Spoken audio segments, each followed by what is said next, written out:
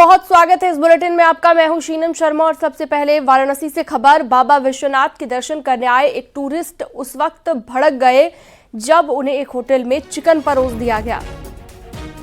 ये लोग शिवपुर थाना इलाके में एक होटल में खाना खाने के लिए पहुंचे हुए थे और इन्होंने पनीर की डिश ऑर्डर की थी, लेकिन उन्हें चिकन परोसा गया। इसके बाद इन पर्यटकों ने हंगामा कर दिया। इस दौरान होटल स्टाफ और कस्टमर के बीच काफी बहस भी हुई। खाना परोसने वाला स्टाफ मुस्लिम था। पर्यटकों ने इस पर सवाल भी खड़े किए। वीडियो में होटल का मैनेजर माफी मांगता हुआ दिखाई दे रहा है। हंगामे की सूचना पाकर पुलिस भी मौके पर पहुंची। पर्यटकों ने पुलिस से इसकी शिकायत की, हालांकि उनकी तरफ से कोई शिकायत नहीं दी गई थी। इस घटना का वीडियो वायरल होने के बाद एडीएम सिटी ने इसकी जांच के आदेश जारी कर दिए हैं।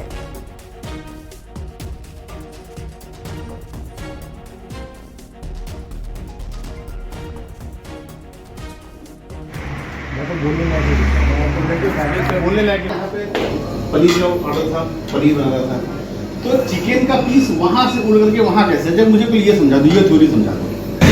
कहते हैं वो चिकन आ गया तो आपने कहा साहब आप बुरा मत मानिए, में चिकन आ गया था, यही बोला ना मेरे सर आगे आपको एक्शन लेंगे सर। वो लड़के खाते नहीं यार, भैया जिसके चक्कर में हम लोग आए यहाँ पे, ये तो ऑलरेडी अभी यादव मेरे ख्याल से अभी नॉनवेज नहीं खाते होंगे 90% मैं ये मानता हूँ। खाता हूँ, चलो आप खाते हो, घर में लोग ना खाते होंगे, कुछ तो होगा ना, इतना तो होगा, कुछ ना कुछ तो होगा। घर में नहीं खाते, बाबूजी दादाजी लोग नहीं खाते होंगे। आप जस्ट इमेजिन करो या विजुअलाइज करो अगर खाने पड़ जाए। उसमें यह था कि पनीर के बदले में किसी ने चिकन दे दिया था। तो ये इशू एक ऐसा इशू है कि ये हो सकता है कि सर्विस की भी प्रॉब्लम, टेबल नंबर 2 पे चिकन जाना रहा हो और किसी दूसरे टेबल पे वो चला गया हो, ऐसा भी हो सकता है। लेकिन फिर भी ये जांच का तो विषय है कि ऐसा हुआ क्यों, रिस्पॉन्सिबिलिटी तो फिक्स होनी ही चाहिए, उसी की जांच चलेगी। अलीगढ़ में चक्रोड निकालने को लेकर हंगामा हुआ। दरअसल चक्रोड के लिए मंदिर को तोड़ा जा रहा था और इसकी जानकारी मिलने पर एसपी नेता अज्जू इशहाक और उनके समर्थकों ने मौके पर पहुंचकर काम को रुकवा दिया। हंगामे के बाद प्रशासन की टीम वापस लौट गई। मामला गांधी पार्क थाना इलाके के जोरावर नगर गांव का बताया गया।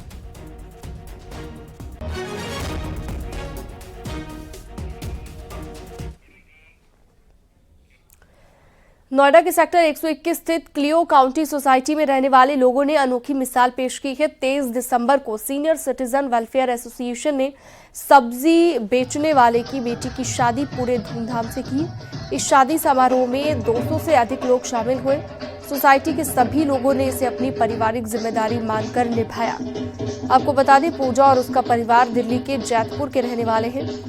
उसके माता पिता सोसाइटी के गेट के बाहर सब्जी बेचने का काम करते हैं। कोरोना महामारी के दौरान पूजा एक फोन कॉल पर ऑर्डर लेकर हर घर सब्जी पहुंचाती थी। उसकी ये मेहनत और ईमानदारी देखकर यहां पर सीनियर सिटीजन ने तय कर लिया था कि समय आने पर वो उसकी मदद करेंगे।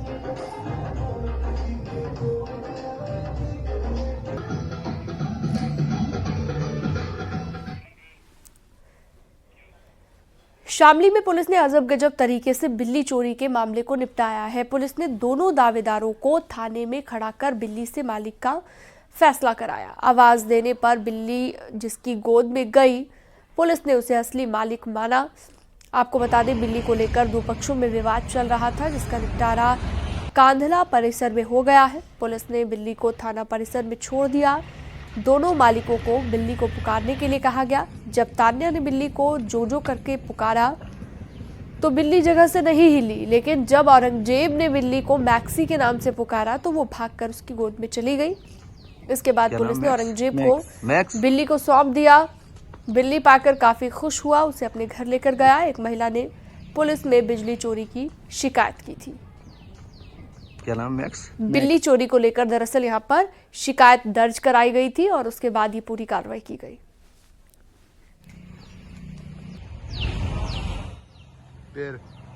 तो उसे देख के बोले, कहने लगे ये हमारा बच्चा है। तो ये बच्चा तो मैं राजस्थान से लेके आया था,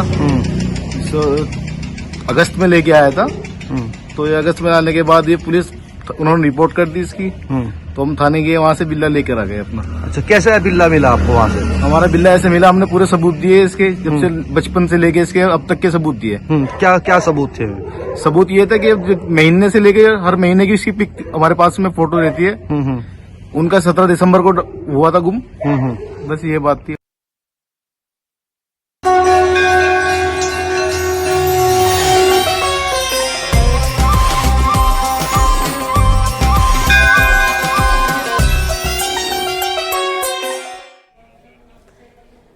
महाकुंभ की तैयारी अंतिम दौर में है और कुछ ही दिनों में सभी तैयारियां पूरी हो जाएगी। महाकुंभ में इस बार सुरक्षा पुख्ता रहेगी। आसमान से ड्रोन के जरिए निगरानी होगी तो पानी में भी ड्रोन को उतारा जाएगा। एक रिपोर्ट आप देखिए।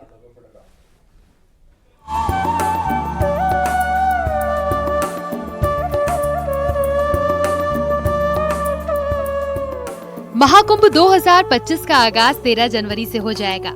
उससे पहले महाकुंभ की सभी तैयारियां लगभग पूरी हो चुकी हैं। नया साल आने में 6 दिन बचे हैं। उससे पहले महाकुंभ की बची तैयारियां भी पूरी हो जाएंगी। इस बार महाकुंभ में जहां नए नए इतिहास बनेंगे तो वहीं नई नई तकनीकी भी देखने को मिलेगी।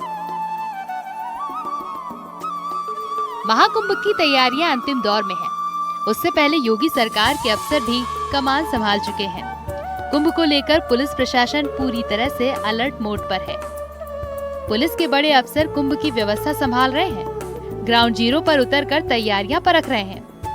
इसी कड़ी में सूबे के ADG law and order Amitabh Yash Kumbh Mela क्षेत्र में पहुंचे और तैयारियों का जायजा लिया। एडीजी ने क्रूज पर भी सवार होकर संगम क्षेत्र में तैयारियों को परखा। कैसी व्यवस्थाएं हैं और कहां क्या होना है, इन सारी तैयारियों की अमिताभ यश ने जानकारी ली। और काफ़ी काम हो चुका है, कई जगह काफ़ी कुछ काम बाकी है जिसको जल्दी से जल्दी पूरा किया जाएगा। और ये कोशिश होगी कि जो भी बाहर से कर्मी आए हैं उनको बेस्ट तरीके से ठहराया जा सके इन परिस्थितियों में, ताकि वो अपनी ड्यूटी मुस्तैदी से कर सके। थ्रेट्स हमेशा कुंभ में आते रहे हैं और उसको यूपी पुलिस डील करती रही है। ये बात सही है कि इस बार थोड़ा हाइटेंड सिक्योरिटी रिस्क है, खास करके जो अभी रिसेंट घटनाएं हुई हैं और रिसेंट थ्रेट्स मिले हैं, उसके लिए पूरी तैयारी एटीएस और एसटीएफ द्वारा की जा रही है। जनपदीय पुलिस को भी ब्रीफ किया जा रहा है ऐसी परिस्थितियों को निपटने के लिए। महाकुंभ में इस बार जहां एआई का इस्तेमाल हो रहा है तो वहीं पहली बार वाटर ड्रोन का भी इस्तेमाल होने जा रहा है। प्रयागराज में 13 जनवरी से होने वाले महाकुंभ की चाक चौबंद तैयारियों में जुटी पुलिस ने वाटर ड्रोन की टेस्टिंग की है। आईजी राजीव नारायण मिश्रा ने पानी के बीच ड्रोन का टेस्ट किया है। कुंभ में इस बार पुलिस हाईटेक तरीके से निगरानी में जुटी हुई है। अंडर वाटर ड्रोन है जिसको हम लोगों ने प्रोक्योर किया है। ये जल पुलिस और पीएससी द्वारा प्रयोग किया जाएगा। ये पहली बार इस प्रकार का जो ड्रोन है जो कि पानी के नीचे किसी भी व्यक्ति को, किसी भी वस्तु को लोकेट कर सकता है, पिन पॉइंट कर सकता है और स्क्रीन पे हम उसको देख सकते हैं कि कहाँ पर कोई वो व्यक्ति या कोई वस्तु है। तो तत्काल हम लोग डीप डाइवर्स की मदद से, अन्य जो हमारे रेस्क्यू के जो उपक्रम है उसके माध्यम से हम वहाँ तक पहुँच के उसको रेस्क्यू कर सकते हैं, उसको लोकेट कर सकते हैं, उसको बाहर निकाल सकते हैं। वाटर ड्रोन की खासियत, वाटर ड्रोन का वजन 9 किलो है। बाहर से पानी में सर्च कर सकेंगे। फुल चार्जिंग में 5 से 8 घंटे तक इस्तेमाल। वाटर ड्रोन में 4K कैमरा लगा है।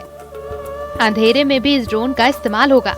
200 मीटर तक पानी में जा सकेगा ड्रोन। जहां महाकुंभ में सुरक्षा को लेकर उड़ने वाले ड्रोन का इस्तेमाल होगा तो वहीं वाटर ड्रोन के इस्तेमाल से भी काफी मदद मिलेगी। अगर कोई डूब गया और उसका लोकेशन नहीं मिल रहा है तो वाटर ड्रोन से खोजने में मदद मिलेगी। वाटर ड्रोन ऑपरेटर एलईडी में पानी के भीतर नजर रख सकेगा। नीचे जाके आपको 4K में अपना विजुअल दिखाएगा कि नीचे क्या सिचुएशन है, क्या कुछ चीज़ पड़ी है, कोई आदमी है, तो वो उसको ऊपर से पायलट उसको आगे पीछे करके उसको सर्च कर सकता है। क्या डिटेक्ट करेगा ये? सर बेसिकली ये 4K कैमरा है, तो जो भी ऑब्जेक्ट नीचे जाएगा, जो भी ऑब्जेक्ट पड़े होंगे उसकी विसिनिटी में, वो उसको ऊपर अपना कंट्रोलर में दिखाएगा। महाकुंभ मेले में इस बार लगभग 50,000 पुलिसकर्मियों की ड्यूटी लगाई गई है। पुलिस कंट्रोल रूम के 4 ब्रांच बनाए गए हैं, जिनमें से 3 मेला क्षेत्र में और 1 शहर में भीड़ की आवाजाही पर 24 घंटे नजर रखेगा। इसके साथ ही पुलिस 3 महिला पुलिस थाने, 10 पिंक बूथ और महिला सुरक्षा बल की बड़ी टुकड़ी तैनात करेगी। इसके साथ ही 3 मानव तस्करी विरोधी इकाइयां खोली गई हैं। Bureau report news 18।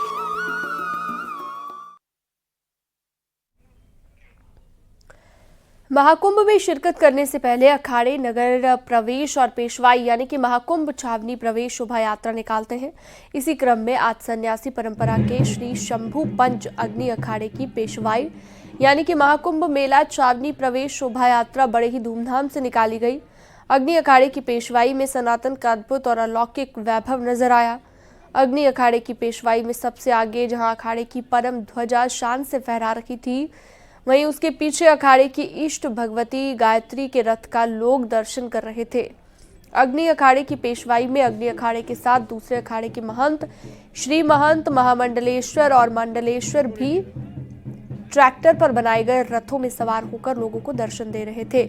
अग्नि अखाड़े की पेशवाई में हाथी, घोड़े और ऊंट भी शामिल किए गए थे, जिन पर सवार होकर नागा सन्यासियों ने महाकुंभ छावनी में प्रवेश किया।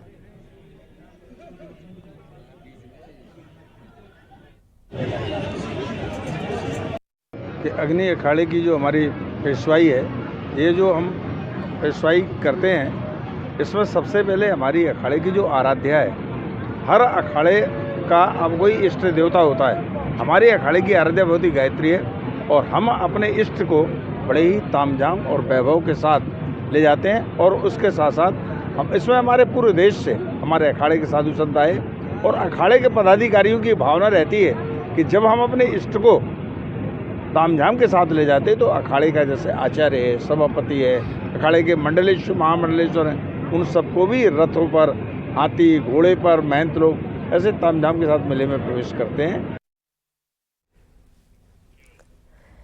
प्रयागराज महाकुंभ को लेकर यूपी सरकार के साथ साथ रेलवे ने भी कमर कसी हुई है। वाराणसी कैंट स्टेशन पर भी विशेष सुविधाओं का इंतजाम किया जा रहा है। यहां पर श्रद्धालुओं की सुरक्षा और उनकी मदद के लिए स्टेशन परिसर और उनके आसपास अतिरिक्त फोर्स तैनात की जाएगी। साथ ही कुंभ के दौरान श्रद्धालुओं के लिए स्टेशन परिसर में पूरी तरह से शाकाहारी खाना और फ्रूट्स उपलब्ध होगा। इसके लिए वेंडर को विशेष शुद्धता रखने की हिदायत दी गई है। लखनऊ मंडल के डीआरएम ने वाराणसी में महाकुंभ की तैयारियों का जायजा लिया। स्टेशन पर 2 आश्रय हॉल भी बनाए जा रहे हैं, जहां पर यात्रियों को सारी सुविधाएं उपलब्ध होंगी। जो यात्री पहले आ जाएंगे, अगर उनकी ट्रेन नहीं है तो ये यात्री आश्रय रहेंगे। दूसरा, क्योंकि ये सिक्योरिटी थ्रेट भी रह सकता है, तो हम करीब 150 जीआरपी और एडिशनल 100 से 150 आरपीएफ ये डिप्लॉय करेंगे। कमर्शियल स्टाफ भी हम डिप्लॉय करेंगे। साथ ही जो हमारे अनवांटेड एग्जिट्स हैं या एंट्रीज हैं स्टेशन में, उनको बंद करेंगे। प्लस थोड़े हम जो वेंडिंग स्टॉल्स हैं वो भी हम बढ़ाएंगे ताकि यात्रियों को कोई असुविधा ना हो। और फर्स्ट एंट्री, सेकंड एंट्री दोनों पे हमारे यात्री आश्रय रहेंगे, तो दोनों तरफ हम फैसिलिटेट करेंगे पैसेंजर्स को। और अब वक्त सत्य और तथ्य का। कैसे कार रीसेल और पॉपकॉर्न पर जीएसटी वाली फर्जी खबर से भ्रम फैलाने की कोशिश हो रही है। आपको सावधान रहना जरूरी है, क्योंकि आधा सच पूरे झूठ से ज्यादा खतरनाक है। बीते 5 दिनों से देश की वित्त मंत्री निर्मला सीतारमण खबरों में ट्रेंड कर रही है। कहा जा रहा है कि जीएसटी काउंसिल ने पुरानी गाड़ियों को बेचने पर जीएसटी लागू कर दिया है। और यह भी दावे किए जा रहे हैं जो भ्रामक हैं कि जीएसटी काउंसिल ने पॉपकॉर्न की अलग अलग वैरायटीज पर भी जीएसटी लगाने का फैसला किया है। ग्रुप्स में, सोशल मीडिया ग्रुप्स में ये मैसेज चल रहे हैं, देखिए वित्त मंत्री जी क्या कर रही हैं, देखिए मोदी सरकार क्या कर रही है। हालांकि ये सारी मात्र अफवाहें हैं और देश भर में अफवाहों का बाजार गर्म है। इसलिए आज मैं सत्य और तथ्य में के साथ सारी शंकाओं, सारी अफवाहों को बेहद सरल तरीके से उनका जवाब दूंगा। सबसे पहला तथ्य और तथ्य यह है कि जीएसटी काउंसिल में केंद्रीय वित्त मंत्री के अलावा हर राज्य का प्रतिनिधि शामिल होता है। फिर चाहे उन राज्यों में किसी भी पार्टी की सरकार हो, कांग्रेस की, आम आदमी पार्टी की, किसी की भी, यानी जीएसटी काउंसिल का जो भी फैसला होता है वो सभी की सहमति से लागू किया जाता है। दूसरा फैक्ट यानी दूसरा सत्य और तथ्य यह है कि साल 2018 से ही पुराने पेट्रोल, एलपीजी, सीएनजी वाहन जिनकी क्षमता 1200 सीसी या उससे ज्यादा है और पुराने डीजल वाहन जिनकी क्षमता 1500 सीसी से ज्यादा है, उनकी बिक्री पर 18% जीएसटी का नियम है 2018 से। इसी तरह 2018 से ही पुरानी ईवी यानी इलेक्ट्रिक व्हीकल्स की बिक्री पर 12% जीएसटी लगता है। और यह जीएसटी काउंसिल की बैठक में यह फैसला हुआ था, जिसमें कांग्रेस, आम आदमी पार्टी, टीएमसी, लेफ्ट पार्टी सब शामिल है कि पुराने वाहनों की बिक्री पर टैक्स को स्ट्रीमलाइन यानी एक समान किया जाए। इसका मतलब यह है कि पुराने पेट्रोल, डीजल, सीएनजी, एलपीजी और इलेक्ट्रिक वाहनों की बिक्री पर टैक्स को एक समान करने की सिफारिश की गई है। इसकी वजह से पुरानी ईवी यानी इलेक्ट्रिक व्हीकल्स को बेचने पर 12 की जगह 18% टैक्स लगेगा।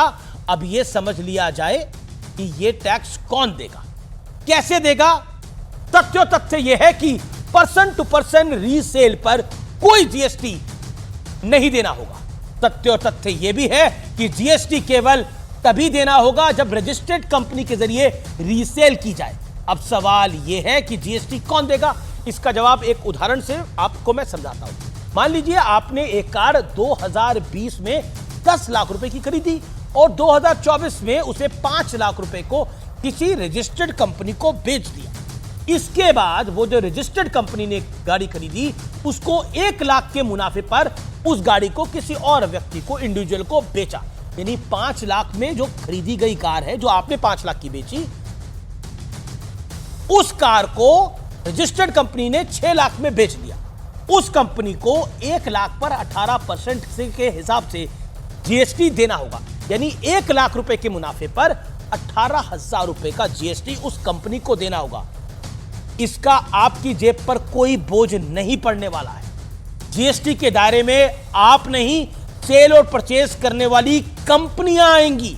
ठीक इसी तरह पॉपकॉर्न पर भी भ्रम का माहौल गर्म है। लेकिन सत्य और तथ्य यह है कि पॉपकॉर्न पर जीएसटी काउंसिल ने किसी नए टैक्स की सिफारिश की ही नहीं है। केवल इसको अलग अलग तरह से क्लासिफाई करने के बाद जिस तरह से जीएसटी लागू होगा उसे साफ साफ डिफाइन किया गया है, क्योंकि इसमें बड़ा कंफ्यूजन था। इसके तहत सिनेमा घरों में बिकने वाले खुले पॉपकॉर्न पर 5% जीएसटी की कैटेगरी में ही टैक्स लगेगा, जो पहले लगता आया था। फिर भले ही उसमें नमक और मसाले मिले हो, लेकिन सिनेमा घर के बाहर नमक और मसाले मिले पॉपकॉर्न नमकीन की कैटेगरी में आते हैं, जो सील बंद लिफाफे में आते हैं। इसलिए उस पर 12% जीएसटी लगेगा, क्योंकि वो नमकीन की कैटेगरी में आते हैं। इसी तरह कैरमलाइज्ड पॉपकॉर्न जो कि पैकेजिंग में आते हैं, उन्हें कुछ चुनिंदा कंपनियां ही बनाती हैं। ये एक एक्सपेंसिव श्रेणी है पॉपकॉर्न की। ऐसे पॉपकॉर्न को कन्फेक्शनरी की आइटम समझा गया है और उस कैटेगरी में डाला गया है। इसलिए उस पर 18% जीएसटी लगेगा। और यही पूरा सच। कहते हैं कि आधा सच पूरे झूठ से ज्यादा खतरनाक होता है। इसलिए आधे सच और पूरे झूठ से बचिए और सत्य के साथ रहिए। इसलिए मैंने इस अफवाहों के बाजार को आज विराम दिया कि गाड़ी पर कोई नया टैक्स लग रहा है, यानी आप पुरानी गाड़ी बेचेंगे और आपको टैक्स देना पड़ेगा। ऐसा कतई नहीं है। उस कंपनी को देना पड़ेगा जो कि रजिस्टर्ड कंपनी है, यानी रीसेल की बहुत सारी कंपनी हैं, उनको देना पड़ेगा, आपको नहीं। इसलिए इस भ्रमजाल से दूर रहिए तो बेहतर है।